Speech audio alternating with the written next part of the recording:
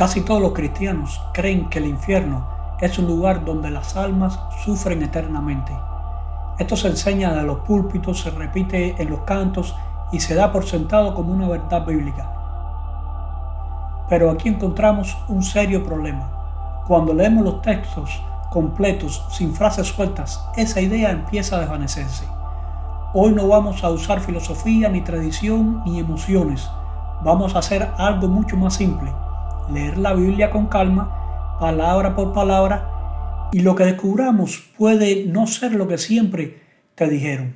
La doctrina del tormento eterno afirma que al morir el impío continúa viviendo conscientemente en un lugar de castigo y sufrimiento sin fin, no por años, no por siglos, sino por toda la eternidad. Esta enseñanza es común tanto en el catolicismo como en gran parte del mundo evangélico. Y está tan arraigada que para muchos creyentes cuestionarla casi suena a herejía. Pero aquí es donde debemos detenernos, porque la pregunta no es qué se ha creído por generaciones, sino algo mucho más importante. ¿Es eso exactamente lo que enseña la Biblia? En este estudio no vamos a negar el juicio ni minimizar la justicia de Dios. La Biblia sí habla de castigo. La pregunta es, ¿cómo es ese castigo? ¿Y qué palabras usa realmente la Escritura? Comencemos por lo más fundamental. Antes de hablar del fuego, del infierno, de la eternidad, debemos responder una pregunta básica. ¿Qué dice la Biblia que es la paga del pecado? El apóstol Pablo responde a esta pregunta de forma directa y sin rodeos. En Romanos 6:23 dice, porque la paga del pecado es muerte, mas la dádiva de Dios es vida eterna en Cristo Jesús. Observa el contraste que Pablo establece. No contrapone tormento eterno con vida eterna. Él contrapone la muerte con la vida eterna. Esto es importante porque la Biblia nunca presenta la vida eterna como algo automático. Es un don, es un regalo, no una condición natural. Este mismo principio aparece en el Antiguo Testamento. Ezequiel 18:4 nos dice claramente, he aquí que todas las almas son mías, como el alma del Padre, así también el alma del Hijo es mía. El alma que pecare, esa morirá. Este texto plantea un conflicto directo con la idea de que el alma es inmortal por naturaleza, porque si el alma no puede morir, entonces esta afirmación carecería de sentido. Algunos responden diciendo, morir no significa dejar de existir, sino estar separados de Dios. El problema es que la Biblia nunca define la muerte de esa manera. En la Escritura, muerte significa pérdida de la vida, estar en un estado de no vida consciente. Entonces, si la paga del pecado es la muerte, debemos preguntarnos si el tormento eterno realmente encaja con este lenguaje bíblico. Al llegar a este punto, muchos dicen, está bien lo que dice Pablo, pero Jesús habló claramente del infierno. Y es cierto, Jesús habló del juicio más que nadie, pero la clave está en leer exactamente lo que Él dijo, no lo que asumimos que quiso decir. Dijo Él en Mateo 10:28, y no temáis a los que matan el cuerpo, mas el alma no puede matar. Temed más bien a aquel que puede destruir el alma y el cuerpo en el infierno. Aquí Jesús no habla de preservar ni de mantener vivo eternamente. Usa una palabra muy concreta, destruir. Destruir no significa torturar sin fin. Destruir significa acabar, poner fin, eliminar.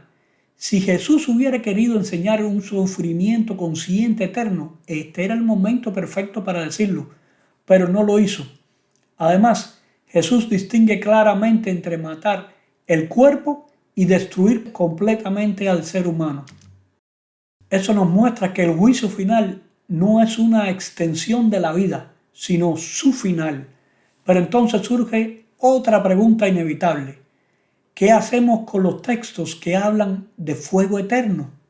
La expresión fuego eterno suele ser el pilar principal para la creencia del tormento eterno.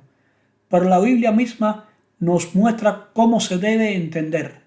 Leemos en Judas 7, como en Sodoma y Gomorra y las ciudades vecinas, las cuales de la misma manera que aquellos, habiendo fornicado e ido en pos de vicios contra la naturaleza, fueron puestas por ejemplo, sufriendo el castigo del fuego eterno. Aquí la Biblia usa la misma expresión, fuego eterno.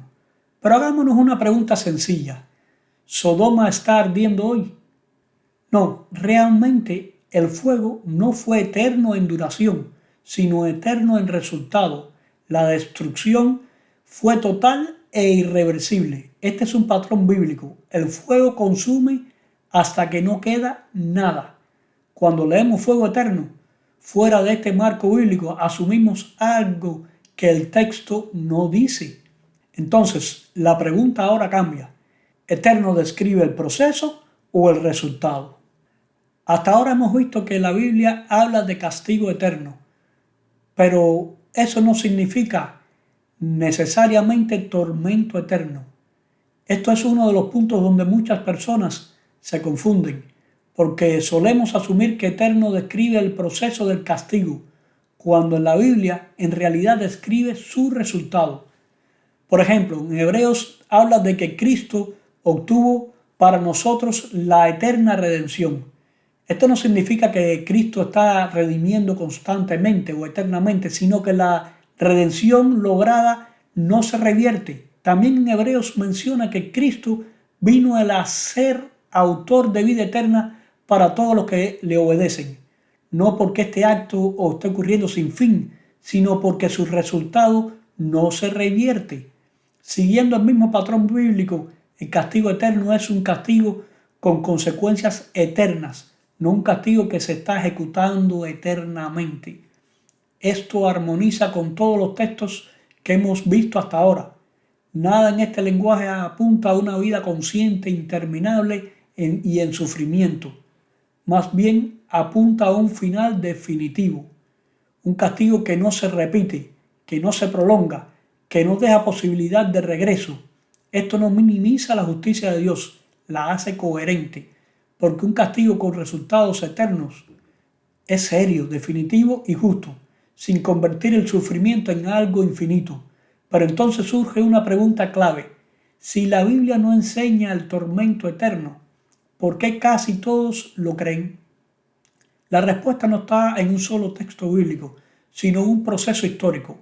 A lo largo de los siglos, conceptos ajenos a la Biblia comenzaron a mezclarse con el lenguaje cristiano. Uno de esos conceptos fue la idea de que el alma era inmortal por naturaleza. Esta idea no proviene de las escrituras, sino de las corrientes filosóficas griegas, muy anteriores al cristianismo. Cuando esa idea se asume como verdadera, el tormento eterno se vuelve casi inevitable, porque si el alma no puede morir, entonces el castigo no puede ser la muerte. Pero aquí está el problema. La Biblia nunca afirma que el alma sea inmortal por naturaleza. La inmortalidad, según la Escritura, es un don, no una condición automática. Con el tiempo, esta mezcla de filosofía y tradición fue aceptada sin ser cuestionada. Y muchos creyentes heredaron una doctrina sin haber examinado cuidadosamente sus fundamentos bíblicos. Cuestionar una tradición no es rechazar la Biblia, es tomarla en serio. Y eso es precisamente lo que estamos haciendo en esta serie. Volver al texto, leerlo con detenimiento y permitir que la Biblia se explique por sí misma. Hasta ahora hemos visto algo fundamental. La Biblia presenta la muerte, no el tormento eterno, como la paga del pecado. Jesús habló de la destrucción, no de la preservación consciente. Y el lenguaje de eternidad apunta al resultado final del juicio, no a un sufrimiento sin fin. Pero esto nos deja con una pregunta inevitable.